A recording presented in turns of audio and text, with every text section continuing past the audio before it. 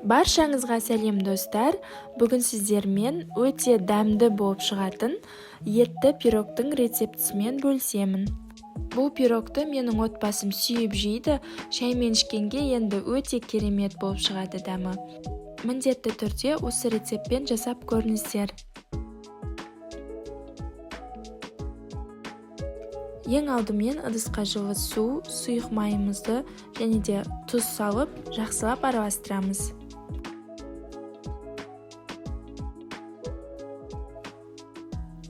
Одан соң үстінен ұнымызды, қопсытқышымызды салып, жұмсақ қамыр илейміз.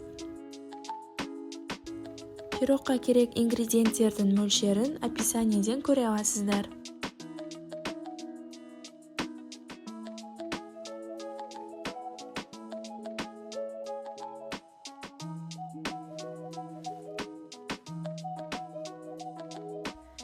Қамырды жұмсақ қып илеп алған соң 15-20 минутқа тоңазытқышқа салып қоямыз.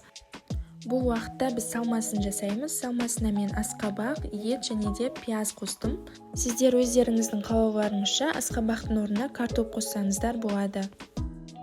Асқабақ пен пиязды осы видеода көрсетілгендей майдалап тураймыз.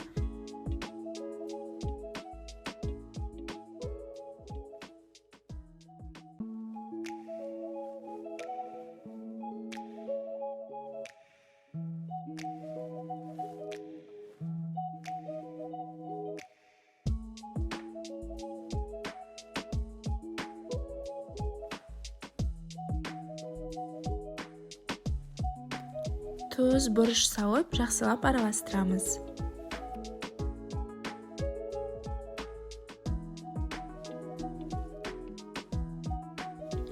Енді жаңағы қамырымызды алып, екі бөлікке бөлеміз. Бұның біреусі біздің пирогымыздың үсті болады, ал екіншісі асты болады. Қамырды осы видеода көрсетілгендей жұқа етіп жайып шығамыз.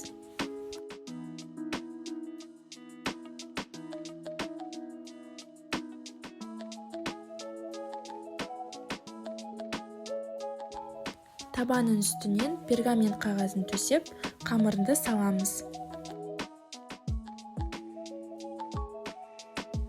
Үстінен салмасын саламыз.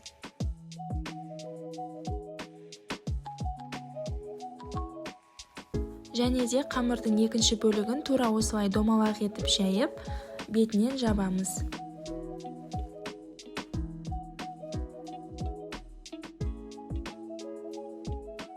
Жан жақтарын жақсылап үстінен басып, бір-біріне жабыстырып шығамыз.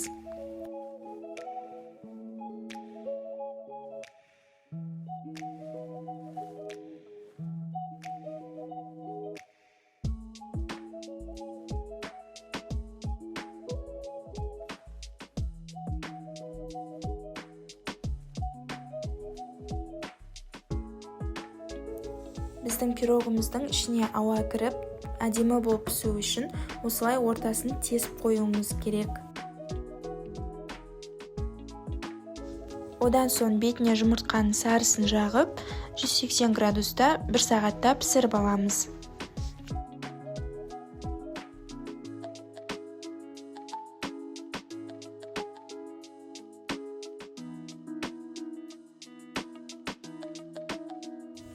Мінекей біздің пирогымыз дайын.